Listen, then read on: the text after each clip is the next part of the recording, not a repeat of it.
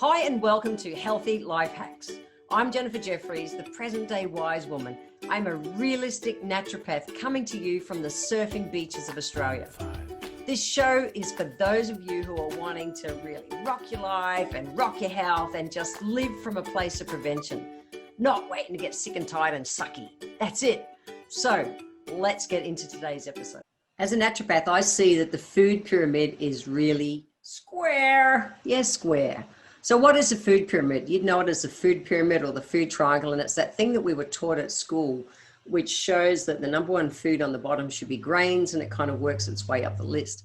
And it was first established in 1974 in Sweden, and in 1992, the United States Department of Agriculture, they took it on as being the way that we should eat. And of course, Australia followed suit. I'm happy that it was updated and kind of changed in 2011. And they changed it to my plate, and it's more balanced than it was, but it's still, as a naturopath, it's just not balanced. And so many people follow that as a model, and it's just not cool. So I see it as a square. Yes, a square. So I want to explain the parts of that square. So the first one is, you can go to my show notes when you go to healthylifehacks.com.au, and you actually see a visual of the food square that I see it as. But around the outside is water. So the reason that, around the outside, and the main thing that we should eat consume is water, because our bodies are like 70% water.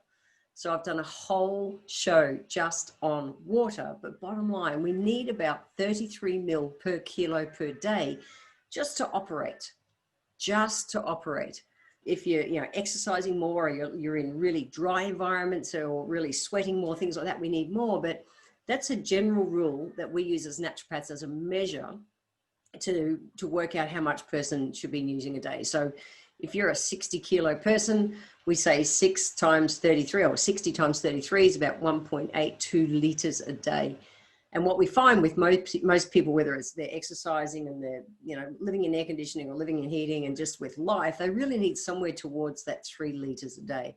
And yeah, water counts as water. It's just the way it is. So that's the first thing. Water is a priority. It really is. Then the next thing that we put in importance, and if you have a look at the square that I've drawn, the next thing is fruit and vegetables. And we need, statistically, we need 9 servings, which is about 4.5 cups of fruit and veggies every single day. 9 servings. And most people, sadly, don't have anywhere near that amount of fruit and veg. And we need the full range of fruit and veg, all the colors, and be able to mix it up. It's really important. And of course, the ones that are more fibrous as well, just to make sure that our body operates properly.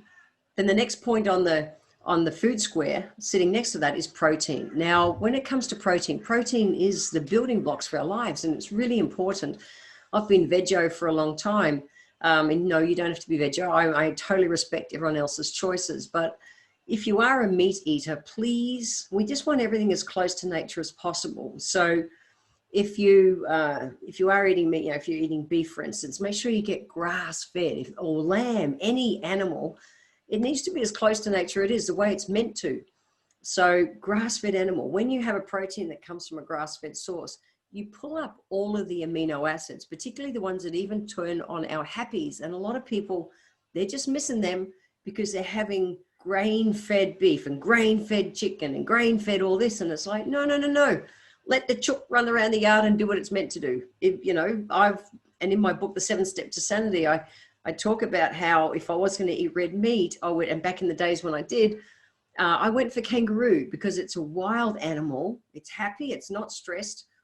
They're humanely harvested. They're actually in plague proportions in Australia. That's why it's kind of a balance in nature. But they're grass-fed. They're just close to nature, and it's all humane. However, I don't do that nowadays. I choose not to. And that's just for my spiritual reasons, just so you know. But even when it comes to being vegetarian, you still got to have them from a really good source. So, lentils and legumes and nuts and seeds. Yeah, it is really quite out of balance now that a lot of people think vegetarian means just not having meats, and they don't balance up the right proteins. So we still really need proteins. They are the building blocks for life. On a side note, while I think of it, a lot of people nowadays are dairy sensitive, lactose intolerant and things like that. And as a naturopath, we just say that that's very much around the fact that their digestive system is out of balance with enzymes. And I am going to do one of my very soon shows all about enzymes, because it's not just what you eat, it's what your body's able to uptake that makes the difference. So that's that on that. And then the next square is absolutely carbohydrates. Now, in episode 4, I really talked at length about no bum glue. If you have not listened to episode 4 yet, go back and do it. I'm not going to go into it all here, but we need carbohydrates, but we need, again, close to nature. No white bread, no white rice, no white pasta. We need the brown bread, brown rice, brown pasta. Close to nature, the way it's all meant to be. And then they're able to work properly for our body. And then the last point on the actual food triangle or food pyramid, whatever you want to call it, is the essential fatty acids. We need good fats. So we need to make sure we've got enough of the right fats. And I'm doing a whole separate show just on fats because there's a lot to it and I want to explain it well. But bottom line, in life, we've got saturated fats that come from meat and dairy, and we have fats that come from omega-3s, 6s, and 9s. 3s are your fish and flaxseed oil. 6 are your things like your avocados or your nuts and seeds, and 9 from things like your olive oils and nuts and seeds. They're the good fats. We're meant to be having 4 parts good fats to 1 part saturated, yet in the Western diet, most people are 10 parts saturated fats to 1 part good fats. So have a look at your diet. What are you having on a regular basis? Cold water fish from cold water salmon, the oily fish, guys, not like I live at the Gold Coast and it's all, it's reef fish, it's very white fish. It's not the oily fish. It's not what you're after.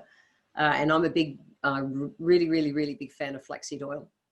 So you've got the omega-3s, if you're having them every week, having some avocado a couple of times a week, having some olive oil in your salads, having the full range of your essential fatty acids is really important.